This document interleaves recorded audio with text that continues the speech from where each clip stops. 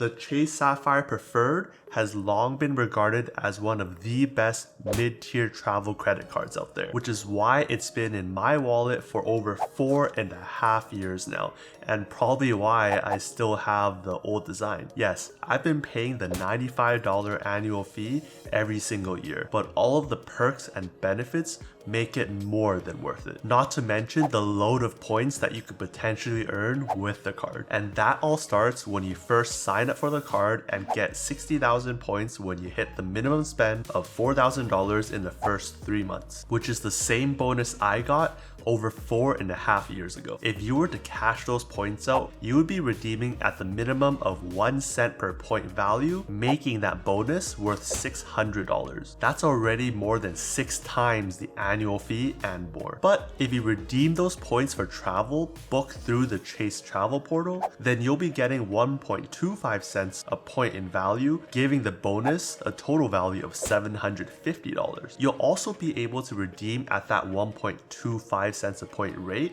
through pay yourself back categories, which right now includes Airbnb, but could change from time to time. Now that all sounds amazing already, getting hundreds of dollars in value for spending like you normally would. But in order to maximize the value you get from those points, then you'll want to be transferring points to one of Chase's travel partners and redeeming that way, which could give you value upwards of 2 cents a point in value or more, which really supercharges your points, but more on that later. If that wasn't enough, at the time of this filming, there are reports where people are getting 80,000 points for the same minimum spend and the annual fee waived. With Chase being the largest bank in the US with thousands of branches across the country, if you can get one of these offers in branch, especially with that waived annual fee, then this card is a no-brainer. There's also been all-time high offers of 100,000 points as well, so keep your eye out in case that does come back. With all that said, you could already be getting over $1,000 in value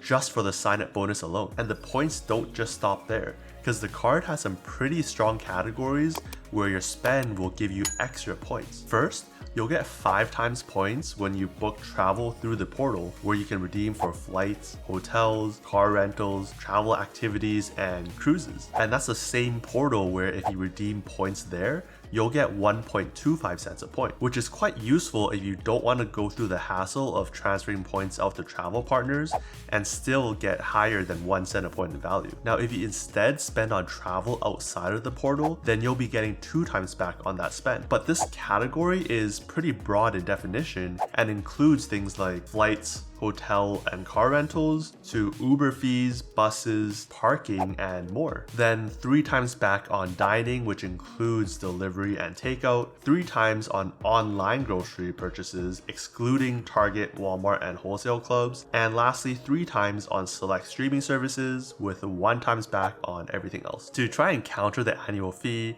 the card does come with a yearly $50 credit when you book hotels through the Chase portal. But the caveat is that you won't be earning the 5 times points if you were to book through the portal with cash. If you at least stay in a hotel once a year and you can use this credit, you could value this credit at the full $50 and in a way effectively bring the annual fee from $95 to just $45. And honestly, this card hasn't stayed this popular for no reason, because the points don't just stop there. You'll also get a 10% anniversary bonus depending on how much you spent. So if you spent $25,000 in a year, then you'll be getting a bonus of 2,500 points at the end of the year. That's not a lot in the grand scheme of things, but it's a nice little kickback. With a set of cards that I have, the Chase Sapphire Preferred really holds its own, especially with the 2 times on overall travel, 3 times on online groceries, and then dining, including delivery and takeout. Though if you do spend a lot in those categories, there are some cards that do it better, like the American Express Gold card that will get you 4 times points back when spending on dining and groceries, a card that I'm strongly considering next. On the other hand, you do need either the Chase Sapphire Preferred or the Reserve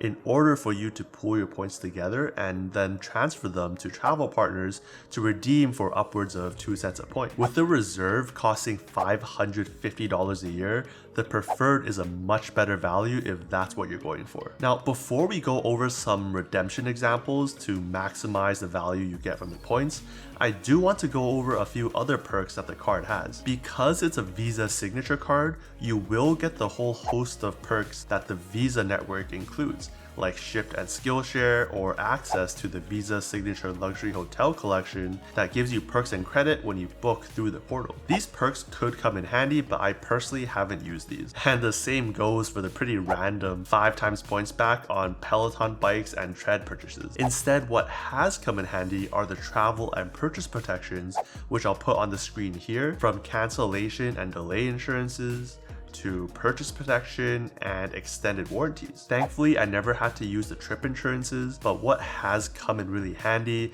is the primary rental car insurance, meaning you could then deny the coverage offered by the rental car company and charge the card instead, saving you anywhere from $20 to $30 per day of car rentals. Because I don't own a car myself and I probably rent at least 3 days out of the year, that's saving $60 to $90 every single year just on that perk alone. I also have a friend who bought new AirPods, forgot them in the wash and ruined them, so in those cases, purchase protection came in really handy to reimburse in those situations. Alright, so you have a ton of points and a bunch of travel protections.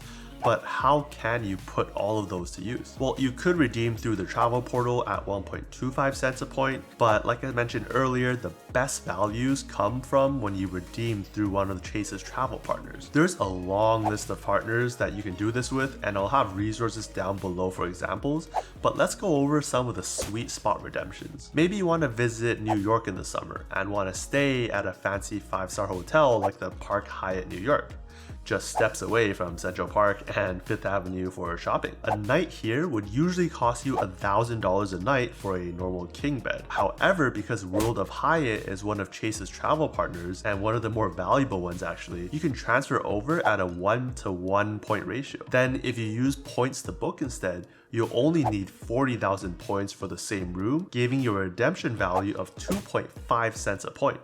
Double that of if you book through the Chase travel portal. This sweet spot used to be more lucrative before they changed categories from 7 to 8, because this same thing would only require 30,000 points. But because Hyatt's award chart is fixed and does not fluctuate with changing in prices, you can find a lot of these redemptions for Hyatt properties everywhere. But now what if you want to travel internationally, like everyone's been saying the past couple of years? Then you could take advantage of the sweet spot flying business or first class on a world-class airline like ANA from the US to Japan, a trip I'm really looking forward to in the next couple of years. Because Virgin Atlantic is a transfer partner from Chase, you can transfer points over at a 1-to-1 ratio. From there, Virgin Atlantic is a partner with ANA, which will let you book ANA flights with Virgin points as one of their partner airlines. For example, you could fly from Western US over to Japan for just 90,000 points in business or 110,000 points in first class. And that's the cost of a round trip flight. With a typical cost of almost $8,000 for this business class flight, that's like getting 8 cents per point in value, far surpassing all the other options we talked about,